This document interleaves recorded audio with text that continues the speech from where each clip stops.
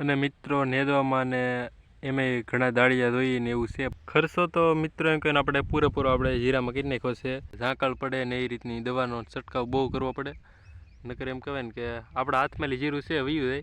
જીરામાં છે પાણી ન ભરાય એ ખાસ કાળજી રાખવી પડે, નકર એમ કહેવાય જીરું વયું જાય છે. ઠંડી એમ કહેવાય ને મિત્રો ટાયર જેમ વધારે હોય એ રીતનું જીરું સારું થાય એવું. ને આપણે તો મિત્રો ઠીક છે, બહુ વાંધો નહીં હોય કે આપણે તો પહેલી વાર જ જીરાની ટ્રાય મારી છે. આપણે એક વાર છે જીરું વાડીમાં કર્યું નહીં, બહુ કંઈ રોગ કંઈ છે નહીં એટલે સારું છે.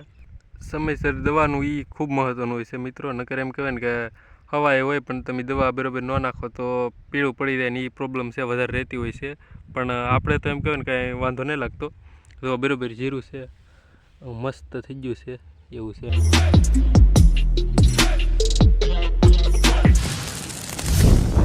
હાલો મિત્રો, તો સ્વાગત છે તમારું આપણે એક નવા વ્લોગમાં. તો મિત્રો અત્યારે આપણે આવી ગયા છીએ આપણે વાડીએ ને જીરાએ આંટો મારવા કઈ રીતનું જીરું છે તમને હાલો બતાવી. તો જો મિત્રો આવું કંઈક જીરું છે આપણે વાડીએ ને એમ કહેવાય ને હવે જીરામાં મિત્રો એમ કહેવાય ને કે અત્યારે હવા છે પણ હવે પાણી પાવામાં બહુ ધ્યાન રાખવું પડે કે કઈ દવા નાખવી ને એ બધી બહુ ધ્યાન રાખવું પડે. ખરી જાય ને એમ કહેવાય ને કે ઉત્પાદન ન આવે ને ધારા પ્રમાણે આપણે છે થાય નહીં, એટલે ઝાંકાળ પડે ને એ રીતની દવાનો છંટકાવ બહુ કરવો પડે, નકર એમ કહેવાય ને કે આપણા હાથમાં જીરું છે વયું જાય. પણ એમ કહેવાય ને બધી જાણકારી લઈને આપણે ધીમે ધીમે આગળ વધીએ ને આગળ કઈ રીતનું ઉત્પાદન ને બધું આવશે. અત્યારે તો કંઈક આવું છે, હવાએ છે એમ લાગે છે. જરીક કોમેન્ટ કરી દેજો મિત્રો આ બરાબર છે કે નહીં જીરું.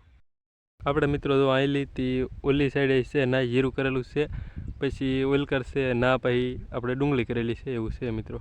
જો આ બધે મોર છે એ આવી ગયો છે. હજી એમ કહેવાય ને આપણે 2 મહિના ને 2 દિવસ થશે જીરાને. અને ને મિત્રો એમ કહેવાય ને કે આપણે તો પહેલી વાર જ જીરાની ટ્રાય મારી છે. આપણે એક વાર છે જીરું વાડીમાં કર્યું નહીં, પણ ઓણ કંઈક નવું કરીએ કે આપણે ડુંગળી છે, ઘઉં, બાજરી, જુવાર એવું તો કરતા હોઈએ છીએ, પણ જીરાનો ખતરો આપણે ઓણ કર્યો ને કઈ રીતનું ઉત્પાદન ને એવું બધું આવશે છું કે નવા વ્લોગમાં તમને બતાવશું કઈ રીતનું આપણે જીરું પાક્યું ને એવું બધું કહેવું પછી. અને મિત્રો જીરામાં છે પાણી ન ભરાય એ ખાસ કાળજી રાખવી પડે, નકર એમ કહેવાય જીરું વયું જાય છે. ને ઠંડી એમ કહેવાય ને મિત્રો ટાયર જેમ વધારે હોય એ રીતનું જીરું સારું થાય એવું કંઈક હોય છે. ને આપણે તો મિત્રો ઠીક છે, બહુ વાંધો નહીં હોય. બહુ વહેલું જીરાનું વાવેતર કર્યું હોય તો ઉગાવામાં મિત્રો વાર લાગે ને એ રીતનું હોય છે. પણ ઠંડીના સમયે જેવા એમ કહેવાય ને જરૂર હોય જીરાનો ટાઈમ હોય એવા વાવો તો તમને ખૂબ સારો ઉગાવો ને ઉત્પાદનમાં છે બેસ્ટ જોવા મળે છે. બહુ કંઈ રોગ કંઈ છે નહીં એટલે સારું છે, નકર તો એમ કહેવાય ને કે ને ઓણ તો મિત્રો આપણે ઉપાધિ નહીં, આપણે દુકાને વેચવા માટે છે જીરું, આપણે ઘરનું છે એટલે લઈ લેવાનું એવું છે. એટલે જોઈ છે બજારનું તો મિત્રો કંઈ કહેવાય નહીં, ભાવ તો અત્યારે તો છે પણ આપણે પાકે એવા કઈ રીતનો હોય તો આપણે ભાવ મળી શકે એવી. પણ એમ કહેવાય ને કે આપણે વાવી એવા તો ભાવ રહે એવી ગણતરી હતી આપણે ગમે એ પાક છે ખેડૂત કરતા હોય છે. ને જો મિત્રો આવી રીતના કંઈક છે આપણે ધાણા એટલે કોથમરી, જો કેમ પણ અહીંયા બોર્ડરે એમ કેમ બધે છે લાગટ જીરાની ફરતા જો એવું છે. ને અત્યારે મિત્રો ડુંગળીમાં દવાનો છંટકાવ હાલે છે ને જીરામાં મિત્રો છે ને બહુ કાળજી રાખવી પડે, કારણ કે દવા ટાઈમ છંટકાવ કરવો પડે. એમાં થોડું ઘણું આગું પાછું ન હાલે, નકર એમ કહેવાય ને કે આપણા હાથમાં જીરું વયું જાય એટલે એવું છે મિત્રો. જુઓ અત્યારે મિત્રો જુઓ આવું મસ્ત એમ કહેવાય ને કે જીરું આમ કહેવાય તરત આપણા ધાનમાં આવી જાય એવું જોરદાર છે. જુઓ ખર્ચો તો મિત્રો એમ કહીને આપણે પૂરેપૂરો આપણે જીરામાં કરી નાખ્યો છે. સમયસર દવાનું એ ખૂબ મહત્ત્વનું હોય છે મિત્રો, નકર એમ કહેવાય ને કે હવાએ હોય પણ તમે દવા બરાબર ન નાખો તો પીળું પડી જાય ને એ પ્રોબ્લેમ છે વધારે રહેતી હોય છે. પણ આપણે તો એમ કહેવાય ને કાંઈ વાંધો નહીં લાગતો. જો બરાબર જીરું છે, મસ્ત થઈ ગયું છે એવું છે. અને મિત્રો નેદવામાં ને એમાંય ઘણા દાળિયા જોઈએ ને એવું છે, પણ ભાવનું તો મિત્રો કાંઈ આપણા હાથમાં નહીં, પણ વાવ્યું છે ને આવી રીતનું કંઈક આપણે જીરું થઈ ગયું એવું છે. હવે ઉતારો તો કઈ રીતનો આવે એ તો હજી ન કહીએ કાંઈ, પણ લઈ એવા પછી ખબર હોય મિત્રો. ને મિત્રો આપણે આ વાડીએ કર્યું છે જીરું, પછી ઓલી વાડીએ આપણે જાહેર કરી છે ડુંગળી કરેલી છે એવું છે મિત્રો. ને અહીંયા આપણે મિત્રો કરેલી છે ડુંગળી, જુઓ આવી કંઈક છે 2 મહિના ને 2 દિવસની સી છે. ને દવાનું મિત્રો એમ કોને વણે તો વધારે છંટકાવ કરવો પડે એમ હતું, કારણ કે લીલી તો જ રહી, નગર પછી એમ કહેવાય ને પીળી પડી જાય, શરમો આવી જાય એવું બધું નોખું થ્રીપ્સ ને એવું બધું છે.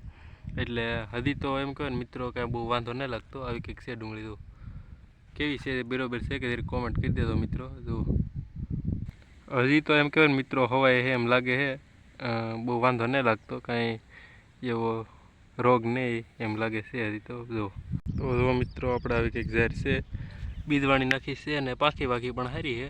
આવું કંઈક છે તો લીલું સમ ખેતર થઈ ગયું છે ધરમાં તો.